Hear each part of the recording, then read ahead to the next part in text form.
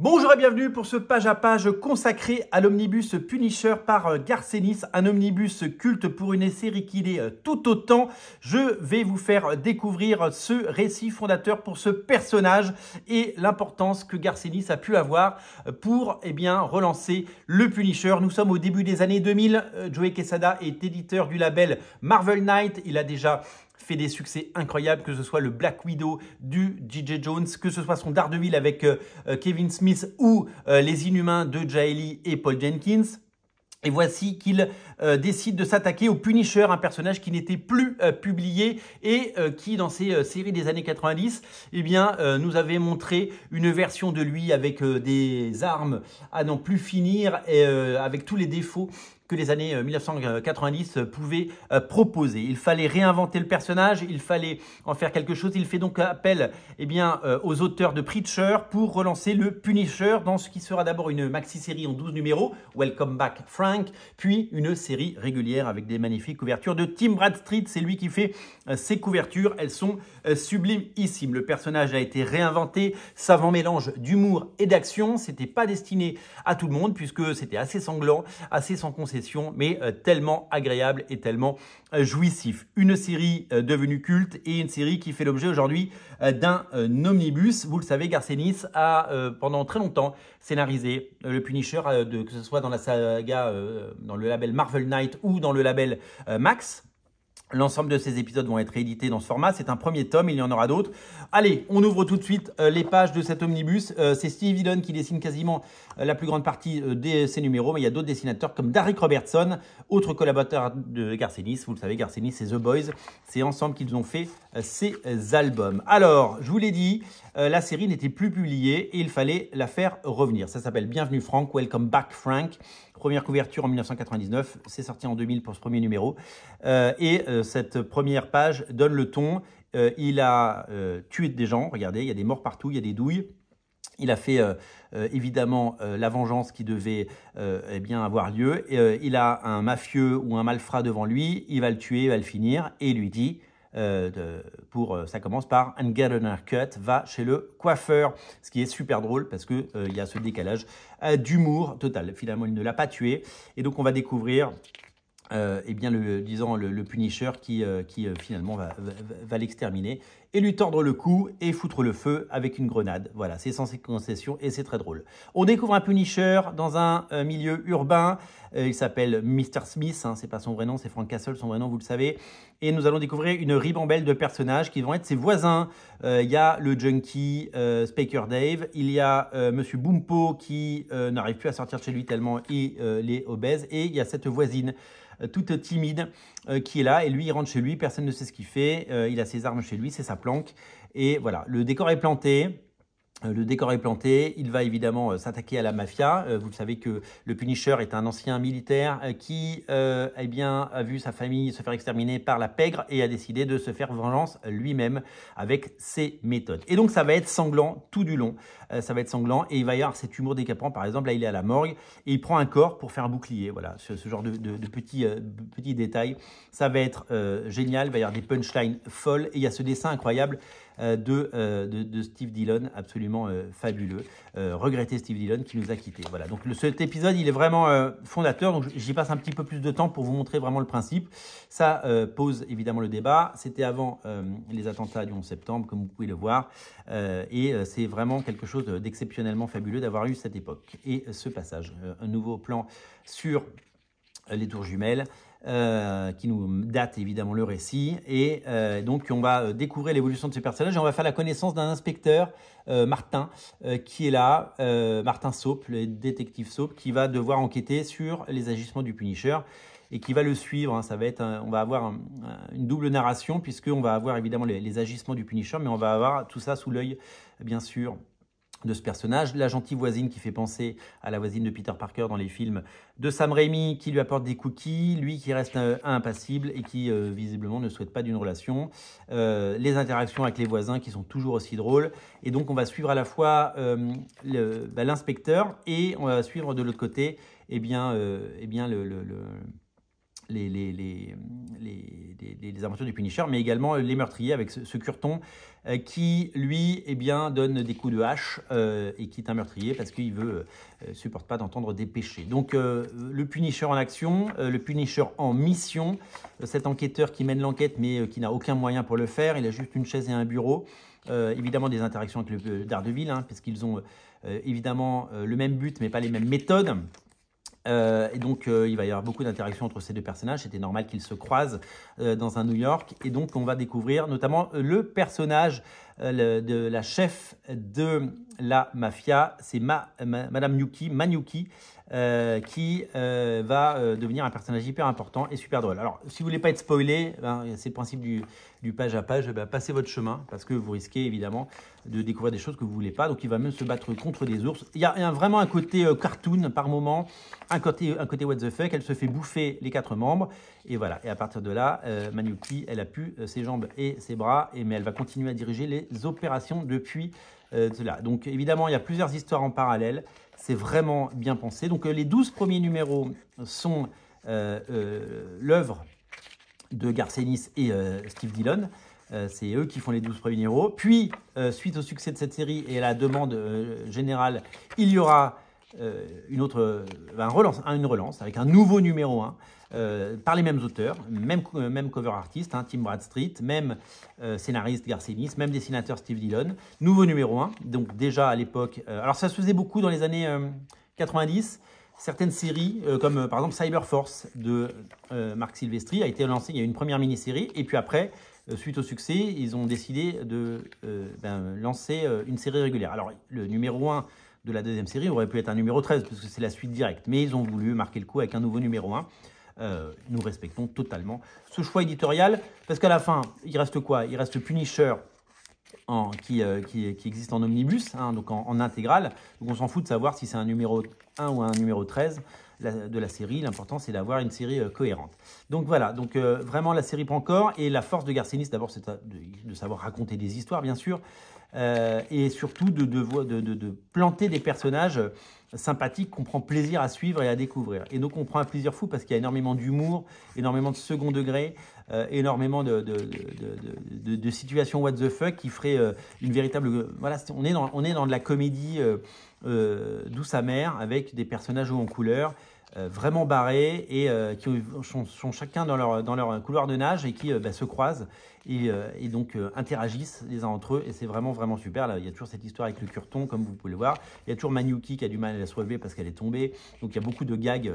C'est assez révérencieux, hein, évidemment, ça se moque de tout, hein, et on est dans la parodie, on n'est pas vraiment dans la parodie, mais on est dans un second degré permanent qui fait qu'il faut prendre les choses telles qu'elles sont. Manyuki, elle s'en prend tout le temps plein les dents, c'est drôle. Voilà, donc il y a les voisins aussi qui ont tous leur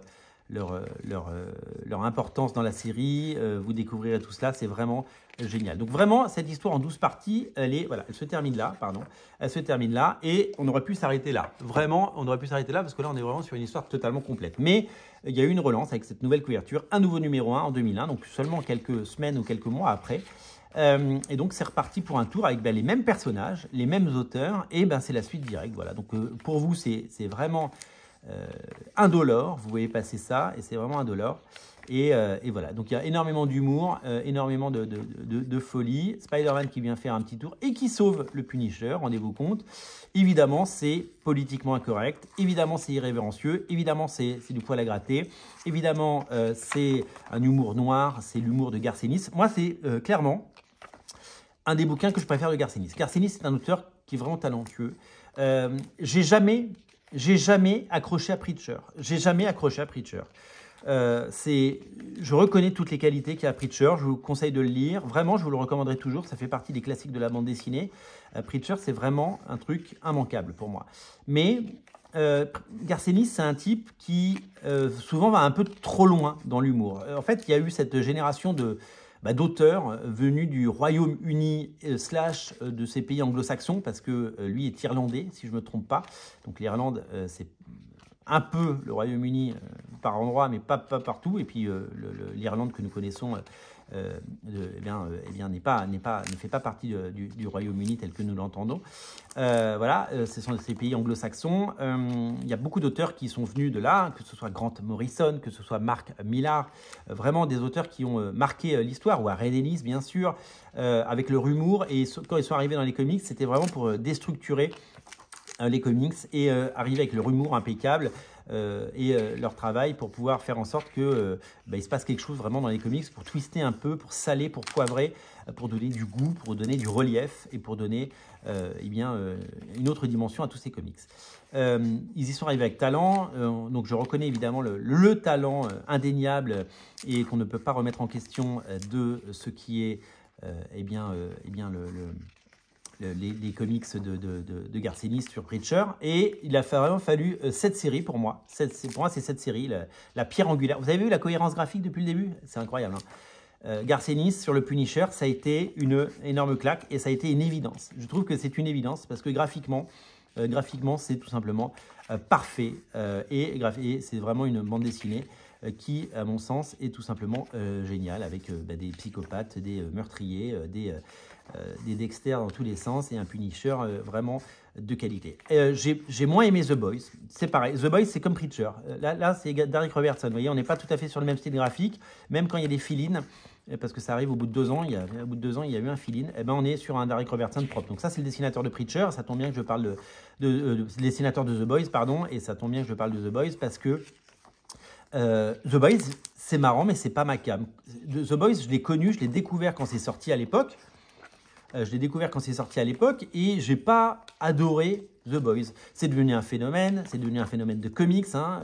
D'abord chez DC Comics, puis chez Dynamite, puisqu'ils ont changé d'éditeur.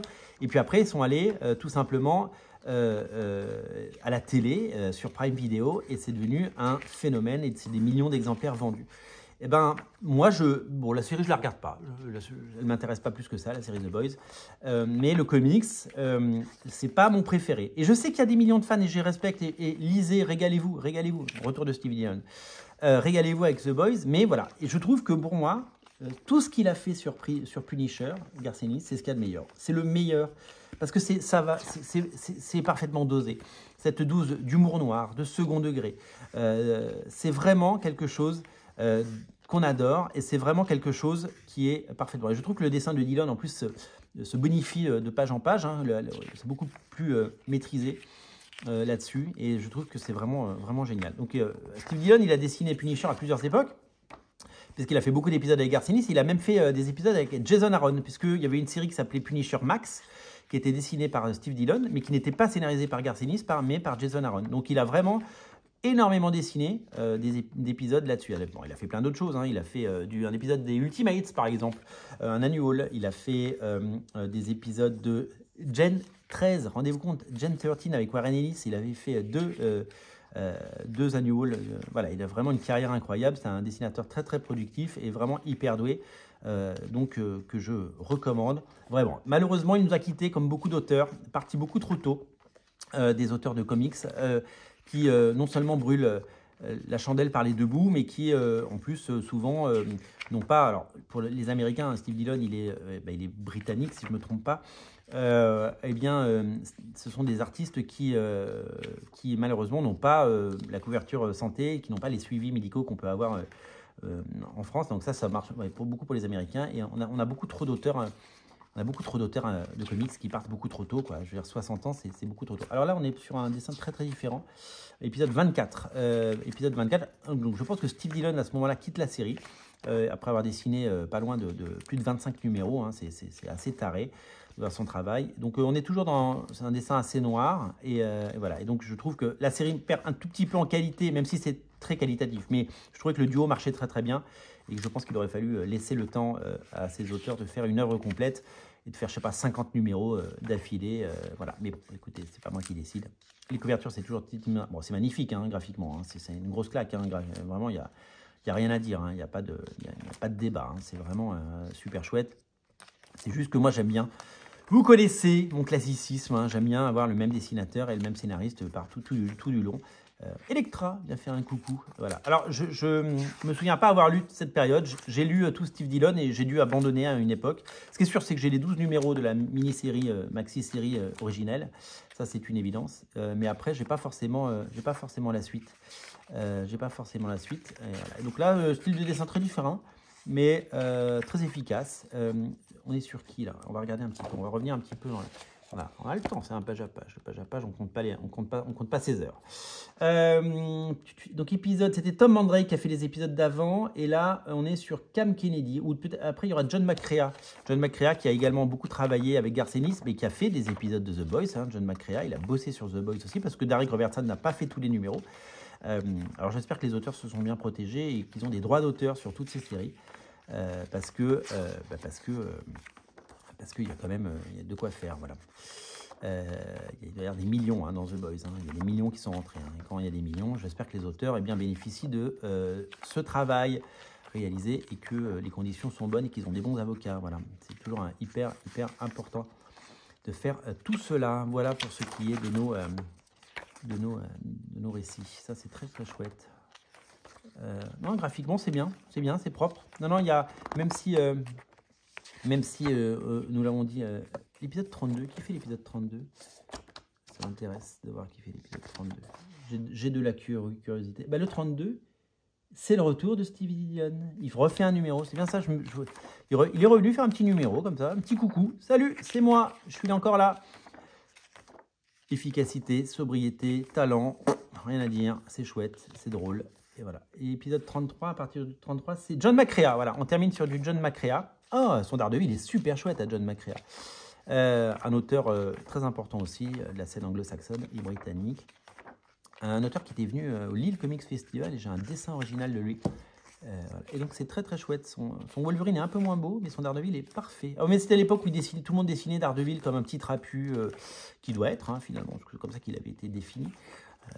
Mais c'était pas peut-être la meilleure époque pour un Wolverine qui était représenté de façon très étrange dans tous les comics dans lesquels il apparaissait. Donc John McCrea, avec évidemment toujours ce côté what the fuck de Garth Ennis. Hein. Son Spider-Man est très bien aussi. Il avait fait du Spider-Man aussi, John McCrea. Il a fait, je crois que dans la série Tangle Web, je me demande s'il ne fait pas du Spider-Man à un moment. Elle était bien, ils doivent ressortir les épisodes d'ailleurs. Ah ben, on en parlera très prochainement sur Radio Comics. Abonnez-vous à Radio Comics. Je tiens à remercier Panini Comics qui est partenaire de ces pages à pages, qui m'a mis à disposition cet omnibus, ce qui permet de vous le montrer et ce qui permet peut-être de vous décider et de vous donner envie de l'acheter. Vraiment, je ne vais pas vous dire ça pour tous les omnibus, mais celui-là, il est vraiment chouette. Si vous aimez le Punisher, c'est vraiment ce qu'il faut lire. Et à la fin, il y a le Punisher Kills the Marvel Universe. Vous savez, ça existe aussi avec Deadpool, mais le premier à l'avoir fait, c'était le Punisher. Alors, on est dans un dessin très années 90, hein, mais c'était Garth Ennis qui l'avait scénarisé. Qui dessine le Kills the Marvel Universe. Donc, il y a un nombre de pages dans cet omnibus, c'est totalement fou. C'est Doug Braithwaite, ouais, c'est ça. C'est Doug Braithwaite qui dessine, qui est devenu un artiste fabuleux, Doug Braithwaite, mais qui n'avait pas forcément eh bien, ce talent fabuleux à l'époque. Et donc, oui, ça, c'est vraiment l'époque avec X-Force avec ses costumes, d'accord. C'est vraiment le début des années 90. Donc voilà. Donc ça, c'est un épisode, c'est important de l'avoir, même si c'est pas mon préféré. C'est important de l'avoir. Des couvertures de Steve Dillon, parce qu'il a aussi fait des covers. Un petit mot de Garth Ennis en 2001. Et puis des dessins préparatoires. C'est drôle ça. Pas utilisé pour du machin. Donc voilà, Ah. C'est drôle ça. Hop, Steve Dillon. Donc voilà, un bien bel omnibus pour les gourmands. Voilà, merci. Non mais vraiment, si vous voulez lire du Punisher, c'est vraiment le meilleur du Punisher. C'est vraiment la meilleure série qu'il ait pu y avoir sur le Punisher, c'est celle-là. C'est Garth Ennis, c'est le meilleur scénariste de Punisher. Steve Dillon, c'est le meilleur dessinateur de Punisher. C'est la meilleure période. C'est vraiment incontournable, immanquable, inratable. C'est un récit culte et vraiment je vous invite à le lire et à le découvrir parce que c'est une petite pépite. De Punisher par Garth Ennis, disponible partout. Je vous le rappellerai jamais assez, vos omnibus, vous pouvez les commander chez votre libraire. Il a un compte achète. Vous allez le voir, votre libraire en bas de chez vous, vous lui commandez, dans 2 ou 3 jours après, il l'a. Et ça vous permet de faire travailler votre libraire, une économie circulaire, vertueuse. et surtout de promouvoir la culture, parce que votre libraire, s'il fait une vente à 90 balles, eh bien, il commence très bien la journée. Voilà. Merci d'être aussi nombreux à lire vos comics, et merci d'être aussi nombreux à regarder Radio Comics. Votre fidélité me touche et me va droit au cœur. N'oubliez pas de vous abonner si ce n'est pas déjà fait. Abonnez-vous si vous voulez plus de page à page. Plus il y aura d'abonnés, plus il y aura de vidéos. Salut!